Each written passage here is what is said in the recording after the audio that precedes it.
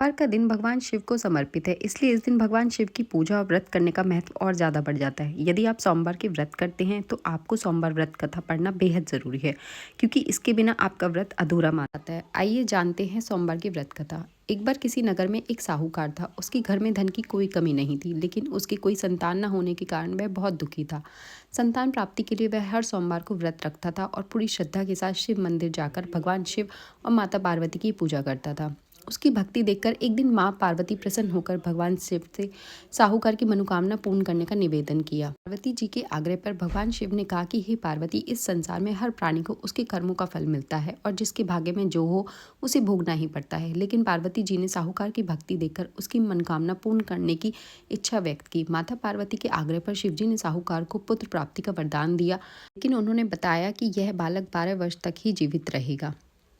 माता पार्वती और भगवान शिव की बातचीत को साहूकार सुन रहा था, इसलिए उसे ना तो इस बात की खुशी थी और ना ही दुख। वह पहले ही की भांति शिव जी की पूजा करता रहा। कुछ समय के बाद साहूकार की पत्नी ने एक पुत्र को जन्म दिया। जब वह बालक 11 वर्ष का हुआ तो उसे पढ़ने के लिए काशी भेज दिया गया। साहूकार ने पुत्र की मामा को बुलाकर उसे बहुत सारा धन देते हुए कहा कि तुम इस बालक को काशी विद्या प्राप्ति के लिए ले जाओ। तुम लोग रास्ते में यज्ञ करते जाना और ब्राह्मणों को भोजन दक्षिणा देते हुए जाना। दोनों मामा भांजे इसी तरह यज्ञ कराते और ब्राह्मणों को दान दीक्षा देते काशी नगरी निकल पड़े। इस दौरान रात में एक नगर पड़ा जहां नगर के राजा की कन्या का विवाह था, लेकिन जिस राजकुमार से उसका विवाह होना था वह एक आंख से काना था।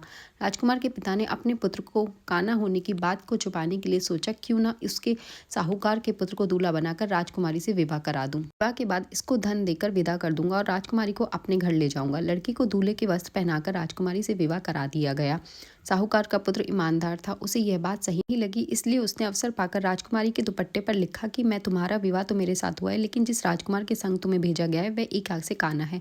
मैं तो काशी पढ़ने जा रहा हूँ। जब राजकुमारी ने चुन्नी पर लिखी बातें पढ़ी तो उसने अपने माता पिता को यह बात बताई।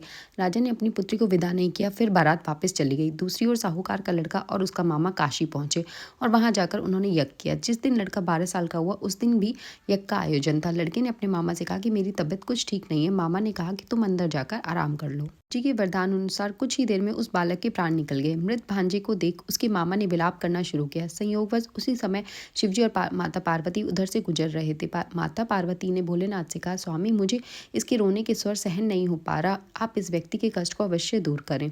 जब शिवजी मृत बालक के समीप गए तो वह बोले कि यह उसी साहूकार का पुत्र है जिसे मैंने 12 वर्ष की आयु का वरदान दिया था। अब इसकी आयु पूरी हो चुकी है, लेकिन मात्र भाव से विभोर माता पार्वती ने कहा कि हे महादेव, आप इस बालक को और आयु देने की कृपा करें, अन्यथा इसके वियोग में इसके माता पिता भी तड़प तड़प कर मर जाएंगे। माता पार्वती के पुण्य आग्रह करने पर भगवान शिव ने उस लड़के को जीवित होने का वरदान दिया। शिव जी की कृपा से वह लड़का जीवित हो गया। तब पूरी करके लड़का मामा के साथ अपने नगर की ओर वापस चल दिया। दोनों चलते हुए उसी नगर में पहुंचे जहाँ उसका विवाह हुआ था। उस नगर में भी उन्होंने यज्ञ का आयोजन किया। उस लड़के के ससुर ने उसे पहचान लिया और महल में ले जाकर उसकी खातिरदारी की और अपनी पुत्री को विदा किया। इधर साहूकार और उसकी पत्नी भूखे प्यासे रहकर बेटी की प्रतीक्षा कर रहे थे। उन्होंने प्रण कर रखा था कि यदि उन्हें अपने बेटे की मृत्यु का समाचार मिला तो वह भी प्राण त्याग देंगे, परंतु अपने बेटे के जीवित होने का समाचार पाकर वह बेहद प्रसन्न हुए। उसी रात भगवान शिव ने साहूकार के स्वप्न में आकर कहा, हे श्रेष्ठी, मैंने तेरे सोमवार के व्रत करने और व्रत कथा सुनने से प्रसन्न होकर तेरे पुत्र को लंबी आयु वरदान दिया है। इसी प्रकार जो कोई सोमवार व्रत करता है या कथा सुनता और पढ़ता है उसके सभी दुख दूर होते हैं और सभी मनोकामनाएं पूर्ण होती हैं। तो अगर आप भी सोमवार का व्रत करते हैं तो इस कथा को सुनकर भोले बाबा को प्रसन्न कर सकते हैं। ऐसी ही और वीडियोस के लिए चैनल को फॉलो करना मत भूल जाना। बोलो हर हर महादेव।